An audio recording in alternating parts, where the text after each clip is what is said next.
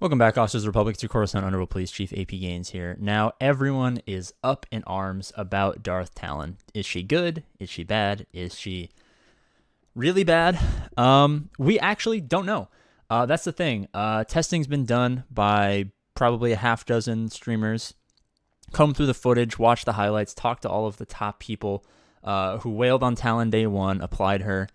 And the consensus is quite literally, we don't know. And that's the thing that I'm not too happy about is with Omicrons, we don't really know if Talon is good or if Talon's bad.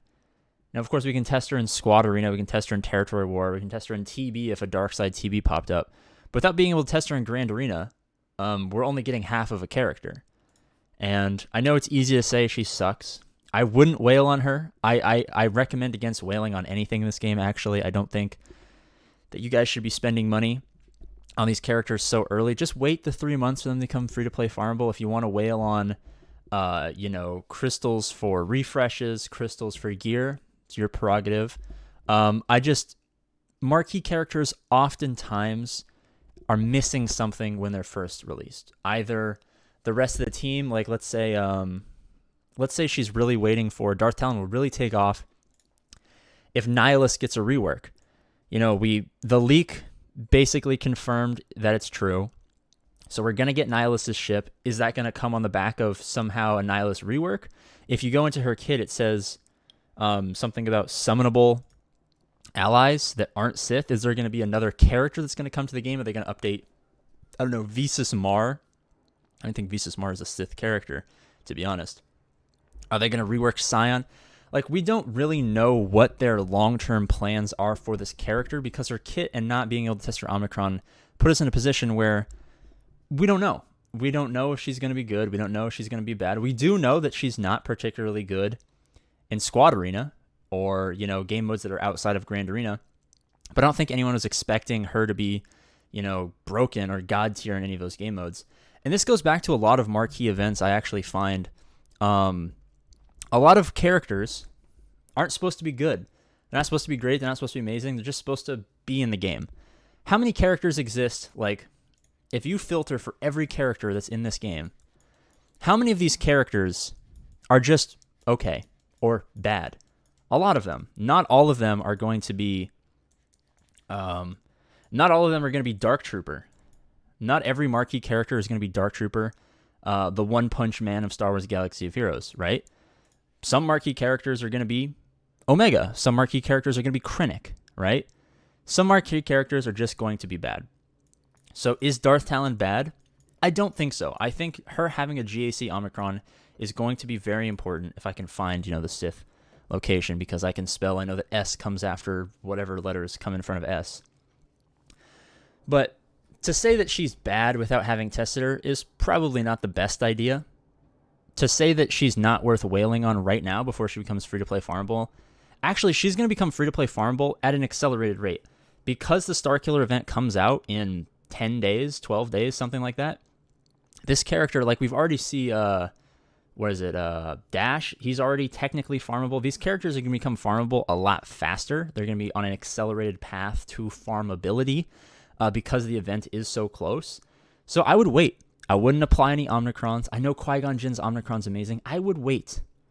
I would wait till right before GAC starts before you decide where to apply your first Omicron, because if you jump in, imagine all the people who were like, man, it's going to really help me in Territory Wars if I just apply this first order. Where the heck is F? Do I understand the English language? If I apply this Phasma Omicron, right? Wherever her Omicron is, somewhere down here, right? While in Territory Wars, do all this shit. How many people apply this and were like, oh my god, it's setting up a wall of Phasmas, it's so good, we're stopping higher counters, we're doing great. And then they drop Qui-Gon, they drop Zam, 2 amazing Omicrons. A bunch of characters come to the game. They announced Dash, whose Omicron is probably solid. They had Kyle, who's got probably an okay Omicron, but it's TB, so no one's going to apply that. Talon, whose Omicron in GAC could actually be very good. I actually think that Talon has the potential to be a very, very good character. What's the big criticism of her right now is she can't get enough stacks of her masturbation, whatever the hell it's called. I don't even know where it is. Enough stack, the little hand icon, whatever the heck it is. She can't get enough stacks of those. But what does her Omicron do that doesn't work in Squad Arena, doesn't work in Territory Wars, doesn't work in TB? It allows her to gain those extra stacks and stack of loyal hand. The Omicron is how she gets those stacks. If the thing against her is that she can't gain stacks, all we got to do is wait. All you got to do is wait for GAC. There's going to be a couple of people who've already applied this Omicron. It's going to be really good. And people are going to be like, you know what? And I'll see how this lands. It's going to be like when Zetas first came to the game. When Zetas first came to the game, you didn't just throw a Zeta everywhere. Which is the best Zeta to apply? What's the best Omicron going to be applied? And we just have to wait. So is this character bad? No. Character's not bad. Good character. Okay character. Is it a great character? No. Is it going to be top 5 Omicrons to apply? Probably not.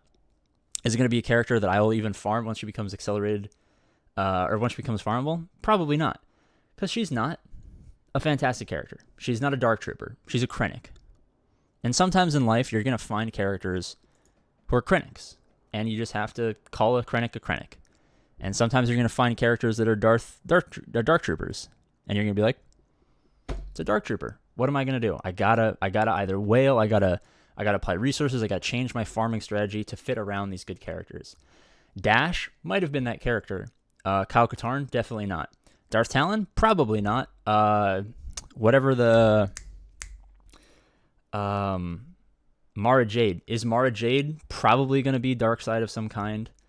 Maybe some Empire synergy or something. Is her Omicron going to be good? Is she going to be the best of the Star Killer requirements? We don't know. But that's the whole point of marquee characters, is let other people spend their money. Let other people spend their Omicrons. And then just allow it to happen.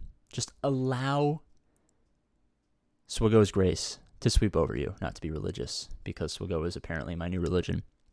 All right, guys. I got to get out of here. A couple of really important announcements, and then shout out to the 6% in about a minute. IGL tonight. IGL announcements will go live for YouTube members. The next day, they will go live for everyone. So if you haven't gotten your update on the IGL, there will also be a video inside of that video explaining what it is. So if anyone doesn't know what the IGL is, you guys can get caught up. We are still trying to get 15,000 subscribers. We're gaining subscribers super slow. It's going to be, 20 years before we get to that 15,000 subscriber mark. But it's something I do want to get towards. It's an accomplishment of mine. And I just hope we get there. So thank you guys so much for watching. Isn't she beautiful? She's so beautiful. She's so beautiful. I mean, is she Ayla Secure beautiful?